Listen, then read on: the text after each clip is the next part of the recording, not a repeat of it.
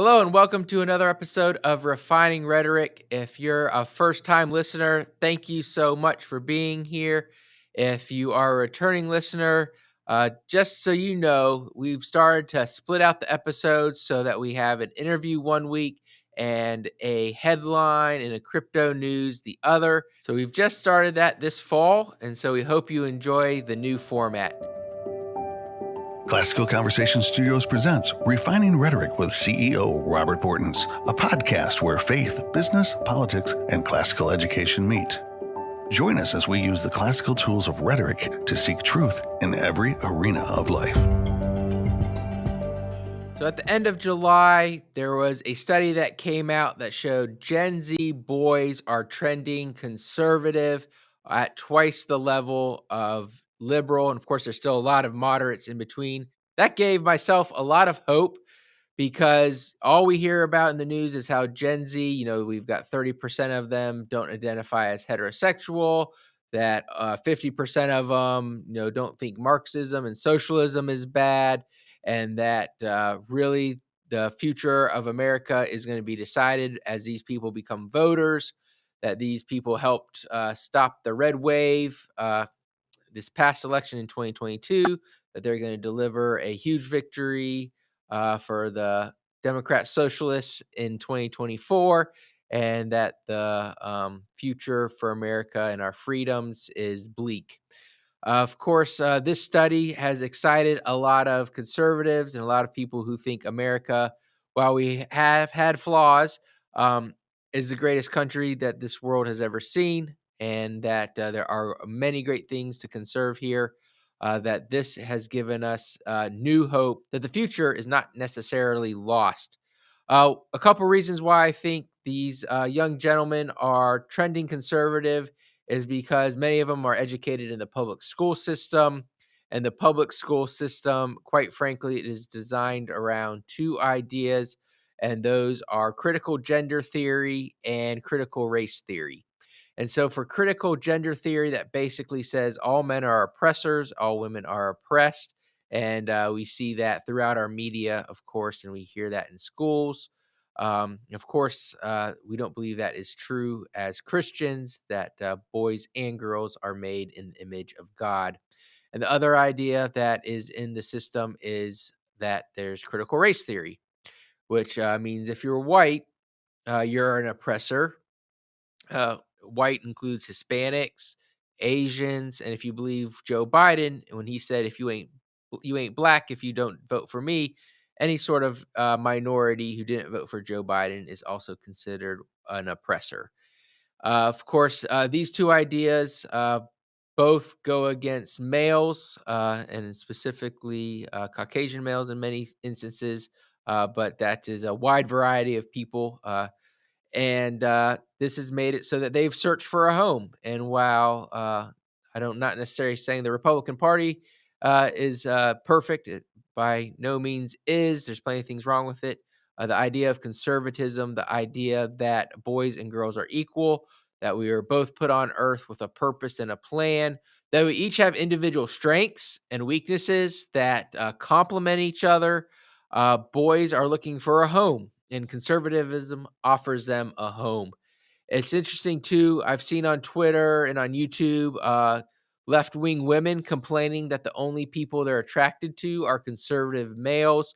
Of course, there's different reasons why that might be. Conservative males have an idea of protecting one another. They want to serve other individuals. They want to increase and benefit society versus many of the ideas of Marxism and socialism on the left is all about serving the individual with harming society as a whole.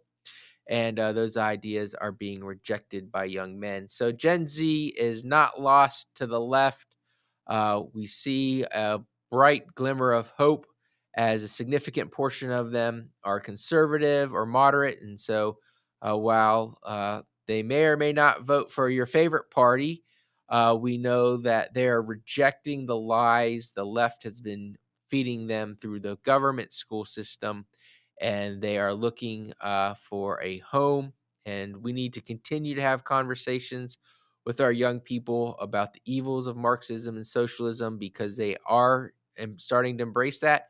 Some of them, but they will learn as they get into jobs in colleges and in areas where they see that those ideas simply do not work. They'll come home to the party that is the most conservative. And so that gives me hope that the best parts of America can still be conserved, and we can still move forward to fulfill that idea, that dream of a more perfect union. So until next time, continue to have those hard conversations with your kids. Do not put politics and religions on a back burner. Those things should be talked about around the dinner table, not hidden. Okay, you guys, I can't believe I'm saying this, but honestly, there are few things I've been more excited about lately than the Math Map. The Math Map is the new classical conversations curriculum for foundations through Challenge 4, and it was designed by our founder, Lee Borton, specifically to teach parents the language of math. So what does learning language and learning math have in common? Well, a foreign language and math both have specific vocabulary concepts and notation that are often unfamiliar at first. With Math Map, you can discover and become familiar with this language of math. So right now, Classical Conversations members can access an exclusive sneak peek of the beta release of the Math Map Naturals on CC Connected. As you walk through these lessons in the Math Map Naturals and become more familiar with the language of math, you'll be better equipped to teach and to have conversations with your children about math. This beta release of the Math Map Naturals won't stick around forever, and so you definitely want to take advantage of it while you can. If you're looking for it on CC Connected, all you'll do is log into your account and then navigate to the Learning Center and search the Math Map. Have fun. Let's get back to the show. Hello, everyone. Welcome to Classical Crypto with Will. Today, we're going to be looking at Capitol Hill a little bit. What's going on? Well, lawmakers are meeting right now to try to find clarity and to pass some law which would give the crypto industry some clarity on taxes, securities. I think average people, businesses, everyone really needs some clarity moving forward. They're advocating for this right now. Even Brian Armstrong, CEO of Coinbase, is there on the Hill trying to push some of this through so we know what the heck's going on with crypto, taxes. We just need some clarity about this industry. So that's happening. And while that's happening, there's almost a government shutdown, as you probably have heard. Now, this was alleviated on Saturday when lawmakers got together and passed a bill for continuing appropriations, basically giving Congress another 45 days to figure out their differences and to come together on the annual spending bills in America. Now, what would this do to crypto if the government shut down? Probably something similar to if there was a stock market crash, things would dip down.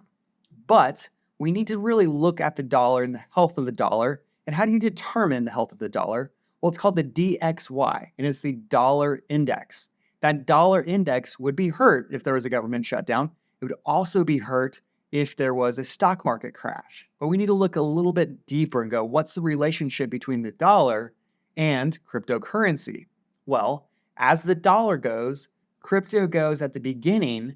So if the dollar falls, crypto will fall.